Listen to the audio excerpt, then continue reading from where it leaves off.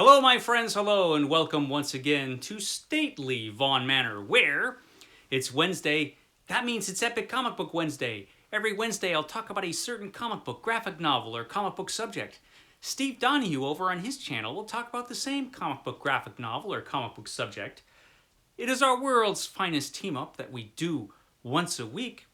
And today we've got a really cool one because we're going to be talking about Conan. Conan the Barbarian. And we're talking about Conan the Barbarian in celebration of the upcoming Sumerian September.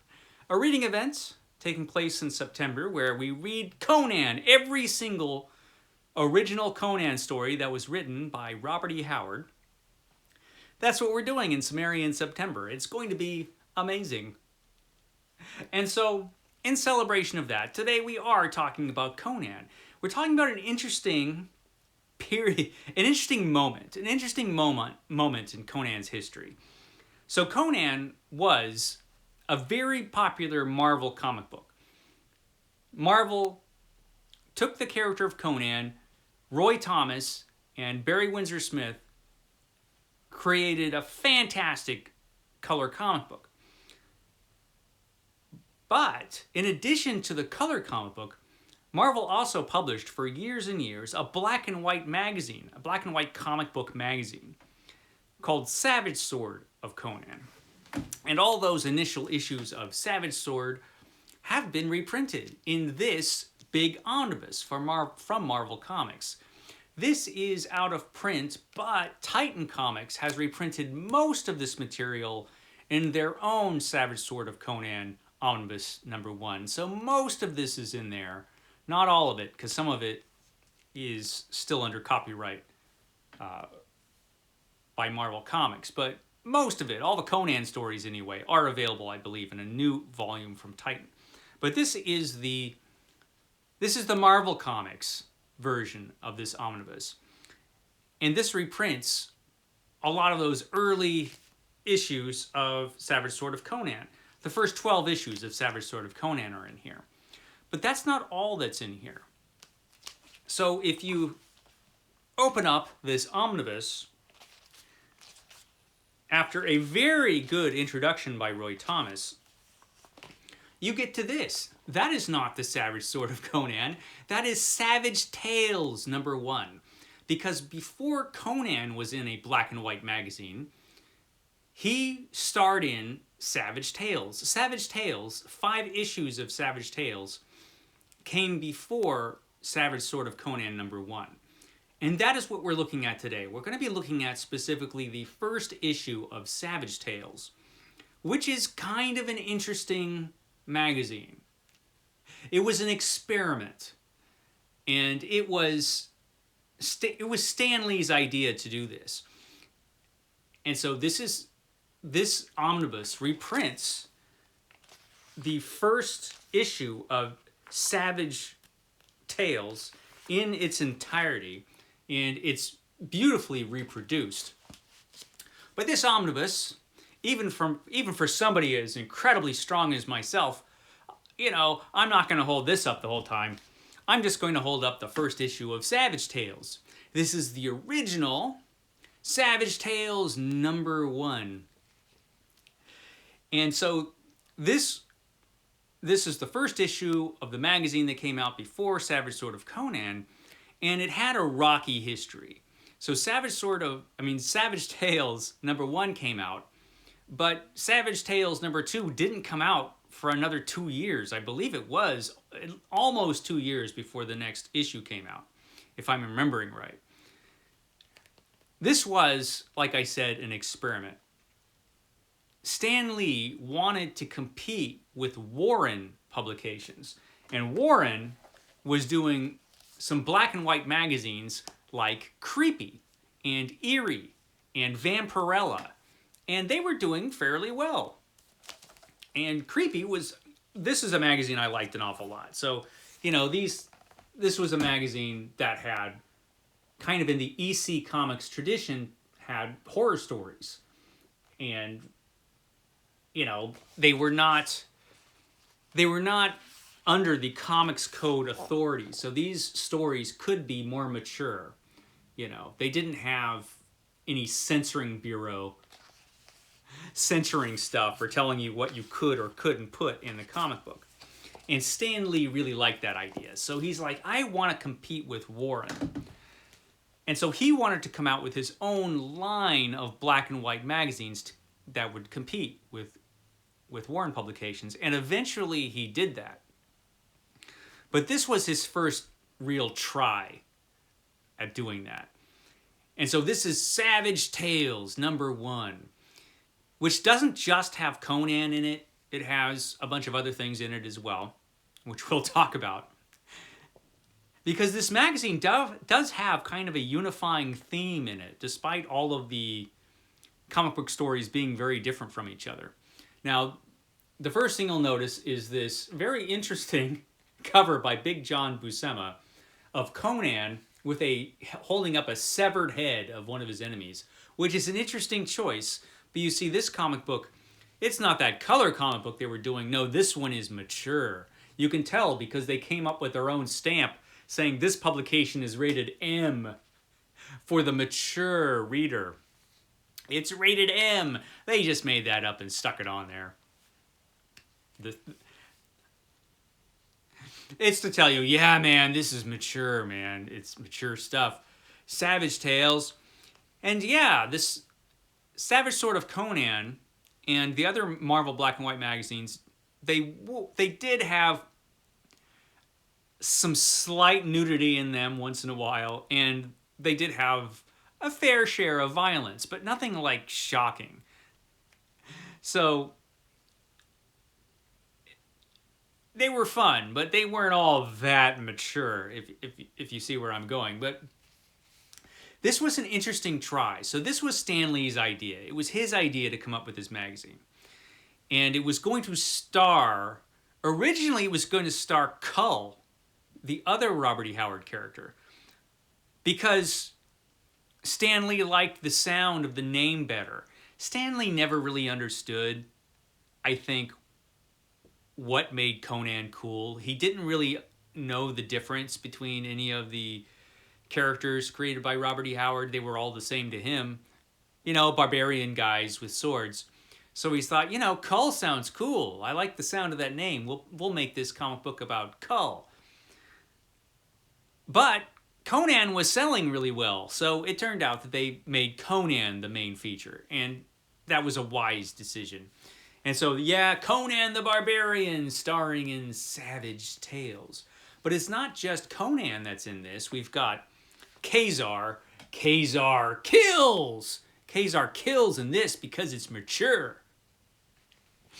And then the coming of the Man-Thing. Yes, Man-Thing, the great creation Man-Thing. You know, it's technically still August, so, you know, we finally are talking about Man-Thing in Garbaugust, which is completely appropriate. So, Man-Thing made his debut in Savage Tales. Beware the Sisterhood, tomorrow's violent voluptuaries. So this is the Femazons. The Femazons. Boy, we're going to talk about the Femazons here in a second. And Black Brother, the man who lost a world. And lost a comic strip, because Black Brother only appears in this one magazine. I don't think Black Brother ever returned to the Marvel Universe. I think this was the only appearance of this character. So Savage Tales. So Stan Lee was really hyped to do this. The publisher of Marvel Comics at the time, not so much. So the first thing you notice when you open up Savage Tales is Johnny Cash. Look, it's Johnny Cash. But then the second thing you notice, besides Johnny Cash, is, you know, the table of contents there. And this moves right into the main feature, which is Conan the Barbarian. Conan the Barbarian. And this is a story, The Frost Giant's Daughter, which was this is based on an original Robert E. Howard story, an original Robert E. Howard Conan story. And it's adapted by Roy Thomas and Barry Windsor Smith, and it's beautiful. So this comic book story was reprinted over and over again. It was reprinted in Savage Sword of Conan. It was reprinted in Conan the Barbarian, the color comic book. They reprinted it a number of times because it really is a comic book masterpiece, really. And this takes place after a battle. Conan is very young. This is one of his earliest adventures. And he comes across, well, the Frost Giant's daughter. This beautiful woman mysteriously appears, naked, pretty much naked anyway. So, what's she doing naked out here in the snow? That's unusual. Conan figures she has to be from someplace close since she's dressed like that. And he asks to be taken to her, village. And she says, "Screw you, I'm not taking you to my village, you idiot. Catch me if you can." And then she runs off and Conan chases her. Now, it's a great story. It's a great short story, beautifully illustrated by Barry Windsor Smith, where she is the Frost Giant's daughter after all, and she has her two brothers ambush Conan. But Conan actually turns out to be too much for the brothers, for the giant brothers of the Frost Giant's daughter. Frost Giant's sons, they don't do too well against Conan. So the Frost Giant's daughter tries to trick Conan and tries to lead him into slaughter, which actually fits right in with the overall theme of this issue, and there is one, and that is that women can't be trusted. That seems to be what this issue of Savage Tales is telling you. Now, I don't blame Robert E. Howard or the Frost Giant's daughter for this. It just happens to be that, because, Robert E. Howard wasn't writing a bunch of stories about women betraying people, but that's what every other story in this issue is about, actually. So they just happened to pick the Frost Giant's daughter for this story, for this issue, and every other story is about how women can't be trusted. It just happens to be. I don't know what was going on when this issue was published. It was 1970, right? No, 1971. I was already alive. So it was May 1971. I didn't pick this up new. I was only a couple months old, but I was around when this issue came out. What was going on in 1971? But apparently, Stan Lee, who came up with the plots or the main ideas for most of these stories, well, Stan Lee had issues when it came to sexism, and he was old-fashioned, let us say, and that shows through in his early Fantastic Four issues, for example, with his treatment of the Invisible Girl, who eventually did become the Invisible Woman, but he had his issues with that. It has to be said. And he came up with the plots, I think, for most of these. And they just happen to be all about how women can't be trusted.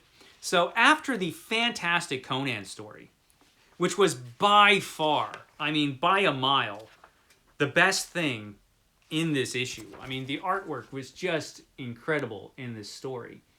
And this story is worth seeking out because it's beautiful. But after that, we get to a story written by Stan Lee and with art by John Romita. So this was created and written by Stan Lee. This is The Fury of the Femazons, a legendary story by Stan Lee. The Fury of the Femazons makes its exciting debut here in Savage Tales #1. Now, The Fury of the Femazons. See, women can't be trusted because if they get in control of society, they're just going to make men slaves. That's just what's going to happen, according to Stan Lee in The Fury of the Femazons. Now, this takes place in the future, when women have taken control. For some reason, they're running around with swords. And they've taken control of the new USA. The new USA, which is now the United Sisterhood Alliance. It's the United Sisterhood Alliance, and they've got their own creed there. Sexuality, solidarity, and superiority. I think Women's Lib made Stan Lee nervous. I don't know. That's just a thought. I could be wrong. But anyway, we have the main character here. There's Queen Vega. The queen is Vega, but the sister of Vega, I think it's the sister, right? Yeah. What's the sister's name? I can't remember. Anyway, the sister is the main warrior of this story, and she has secreted away in her apartment some secret tapes that tell the story of the history which has been lost. And it's the history of mankind and how when men were in control, it was all nothing but trouble. But this slave, super macho hero guy is going to rebel against the society. And he gets her help. This woman whose name I can't remember. Anyway, he gets her help to rebel against their society, the women-controlled society. Because, you know, he's a real man, and she's just overcome with his manliness. And she knows something's wrong with her society, you know, where women are all in control and stuff. So he's going to have her meet up with his fellow rebels, but it turns out that the secret police of the Sisterhood got there before they did, and he has to slaughter all of those secret police bald women. All the secret police women are all bald. Anyway, by the end of the story, she's been ratted out, and they know that the slave is a rebel. And so I'm spoiler alert for the Femazons. So she ends up, just to, you know, keep the rebellion a secret, she ends up having to kill him. Our main character has to end up killing the man that she loves. Women can't be trusted. So, you know, but she knows eventually, you know, men will rise again, and, you know, this whole silly women-run society will be brought down. Yeah, because as Stanley says at the end of this story, somewhere out there are the others, males like the men of old. I shall seek them, I shall find them, for at last I know, when a man is but a slave, it is the woman who lives in bondage. This is a work of art, Stanley. So that was the Femazons. And then we get to the first Man-Thing story, which is actually pretty good. So the Man-Thing story is by Gary Conway and Roy Thomas, but the art's by Gray Morrow. And the artwork is actually really good. And the Man-Thing is really cool in black and white. And so this is the origin and the first Man-Thing story. Why is he the Man-Thing? Because women can't be trusted. So this is about a scientist. This might seem familiar if you know anything about the Swamp Thing, but this is a scientist who's created, well, basically he's created what he wants to be, a super soldier serum, like what turned Steve Rogers into Captain America. But he's not all that great a scientist, I guess, because his super soldier serum isn't nearly that good. And he trusts this woman who's here in this negligee, this woman with this terrible haircut. You know, he's hanging out with her while he's doing his experiments, and the secret government guy hasn't shown up like he's supposed to. What happened to him? Well, it turns out that she is the leader of some bandits that are here to steal his super soldier serum. She's going to steal it because she can't be trusted. And so, I mean, just look at her with her terrible hair and her cigarette and bragging about how she's going to steal his formula and make a bunch of dough.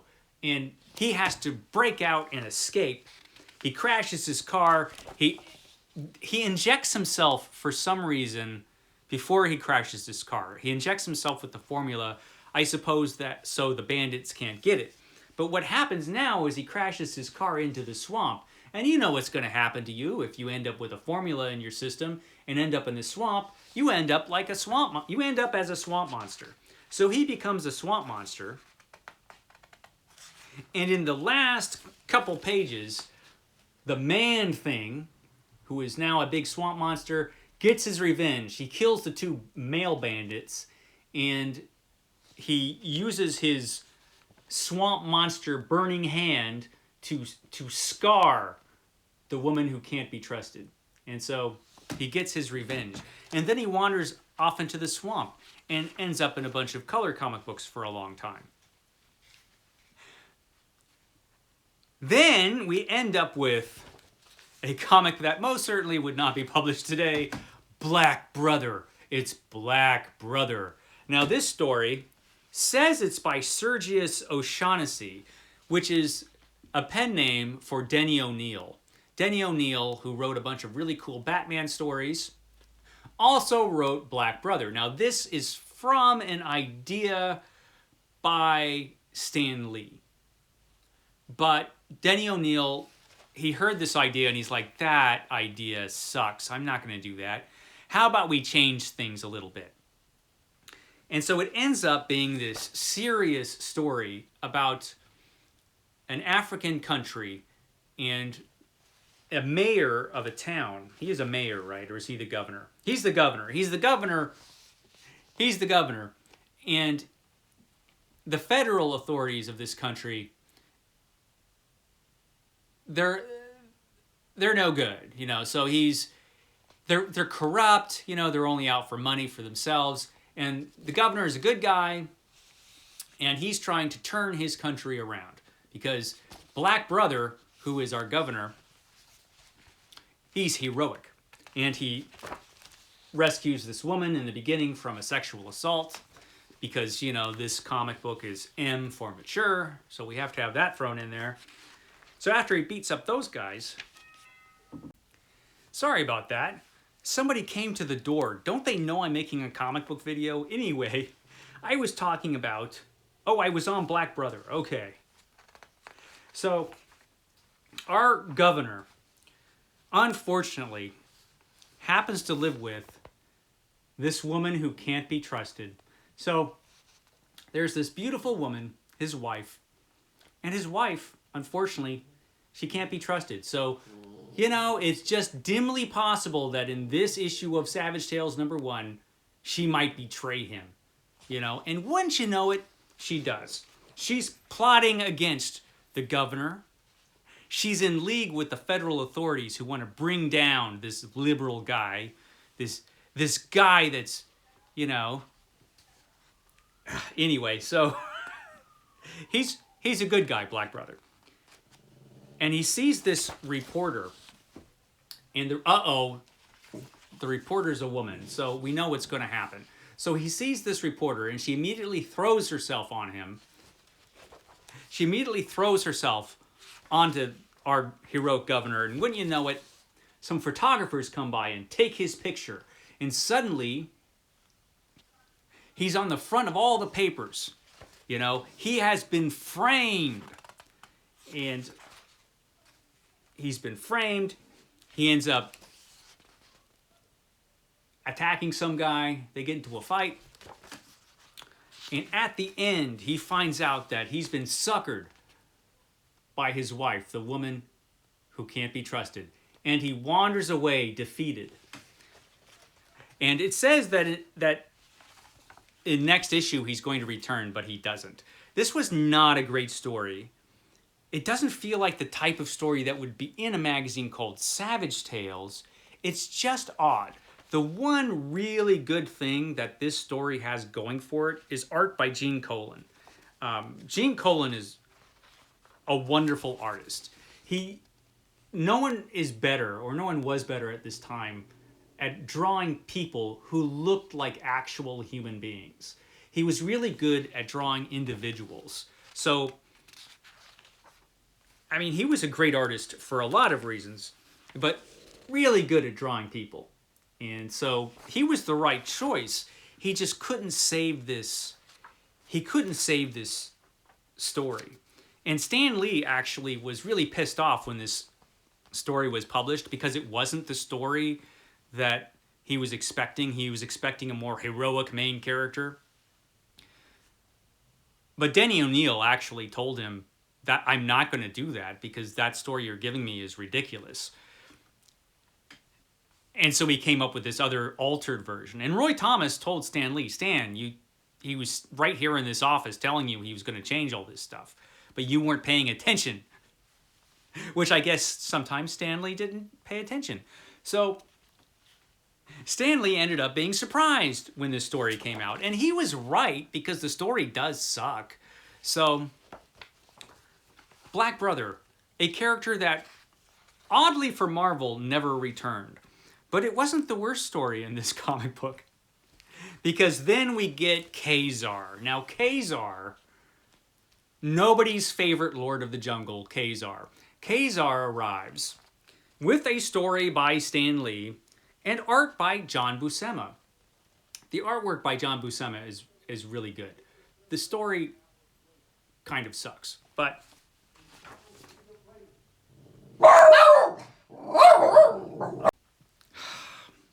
sorry. That was the mail. Anyway, you know, dogs, they have to bark at the mailman. Why do you... Anyway, many interruptions on this Epic Comic Book Wednesday. Don't they know I'm talking about Ka-Zar? So Ka-Zar, in this exciting story, The Night of the Looter. This is a terrible story. Ka-Zar is incredibly unlikable in this story. I mean, he's like the jungle jerk. I'm not a huge fan of Ka-Zar, particularly at this particular time. And this story doesn't do Ka-Zar any favors. So Ka-Zar is in the Lost Land, where dinosaurs roam, you know. And he's got Zabu, his pet saber-toothed tiger. But into his lost world comes a tank. And inside the tank are a guy. A guy's inside this tank, and he is trying to find the vibranium on the island. And he's brought his wife along with him. Unfortunately, if only he had known, his wife is a woman who can't be trusted. Will she end up betraying him? Well, it's Savage Tales #1, so I would say that's pretty much a certainty. So this tank shows up and is rolling along, and they're going to find the vibranium. But Ka-Zar jumps in front of the tank because Ka-Zar is just not very bright. This tank could have just rolled right over Ka-Zar. But the guy who's running the tank, you know, he wants his vibranium and all, but he's not a murderer. So he stops and they get out. And then these ape men show up. I guess the ape men were following the tank and they were very impressed. So we have a fight between Ka-Zar and the ape men who just happened to be following along with the tank. And then we have an argument with this guy and his wife. It turns out that she's just with him because she thought he had a lot of money. Turns out he didn't have as much money as she thought he had. And so now she hates him, and she's only going along with him because he might get this vibranium, which might make her rich. And he's a sucker, and so he thinks, you know, once he gets this vibranium, you know, she'll stick with him. But no, she's a woman that can't be trusted. And along the way, she throws herself at Ka-Zar, and despite Ka-Zar being completely unlikable, she throws herself on grumpy Ka-Zar, trying to get the vibranium for herself. And, you know, Ka-Zar's, you know what? Why the hell would I want to go for you? Look over there at that waterfall. What do you see in that waterfall? Why, it's a bunch of naked women. Apparently there's a waterfall here, and there are a bunch of naked women that hang out in it. No naked men on the island or in the Savage Land, but, you know, lots of naked women apparently, so why would I want you? So he tells her to get lost. In the meantime, the husband falls asleep in the tank. She comes and takes all the bullets out of his gun because she's going to double cross him and she doesn't want her husband shooting her, I guess. Never really is explained. So there are more fights between Ka-Zar and the ape men who really like the tank. And the artwork is actually really, really good by John Buscema.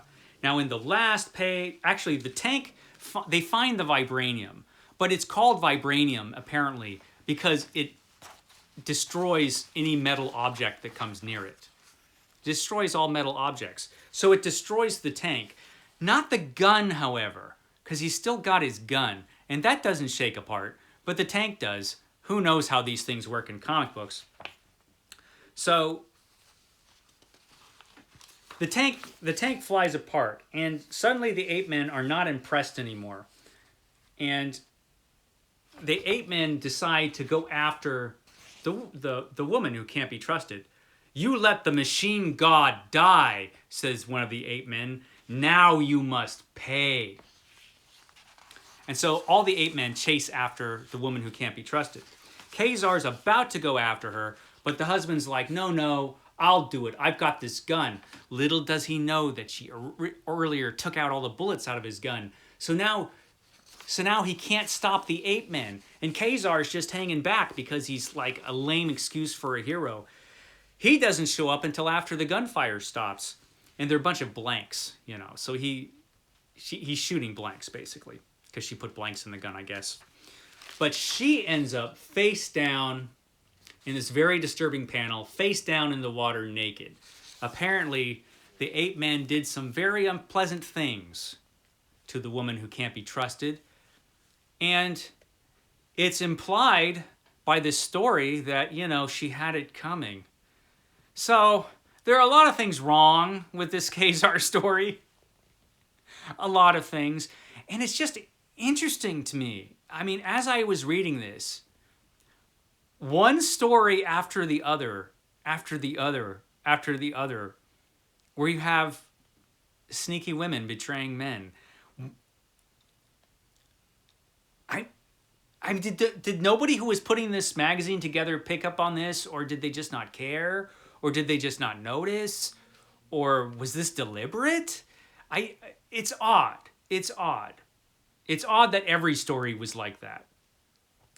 And like I said, Stanley came up with the plots of all these stories, so maybe he was just like using the same plots for multiple stories. Maybe that's all he could come up with for Savage Tales. I don't know. But this issue actually sold okay.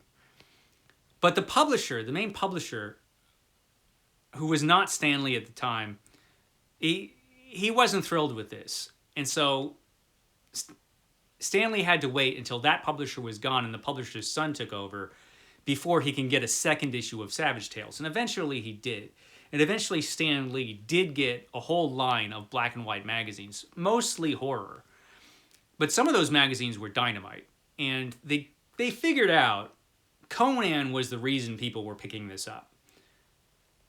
And so they wisely came up with Savage Sword of Conan. Savage Tales did continue for another issue after number 5, which was the last Conan issue, I think. And they just made Ka-Zar the main character, but that didn't sell. Imagine that. But Savage Sword of Conan by far was the best of the black and white magazines, and that lasted the longest. But there were a lot of others. They had a Planet of the Apes black and white magazine, which was actually really, really good, and that lasted a long time. And there were some others that just kind of came and went. They did eventually have a Kull magazine, although that only lasted, I think, 3 issues. Kull and the Barbarians, 3 or 4 issues. There were a few monster and horror titles. There was a science fiction title that lasted a few issues. There was Dracula Lives, which was very popular because Tomb of Dracula was very popular. So Dracula got his own black and white comic, which lasted a long time. But the one that lasted the longest was Conan, in Savage Sword of Conan. And this was just sort of an interesting start. It was an interesting start to that magazine. It's a weird little piece of Conan's comic book history. And particularly if you read all of the stories in the issue, it's like, But certainly the reason to read this is the first story. The beautiful Frost Giant's Daughter, which was incredible and, like I said, reprinted numerous times just because Barry Windsor Smith just did such a wonderful job with the artwork in that story. So there you go. The Tale of Savage Tales, #1. Guess that's all I have to say for today. I will catch you next time.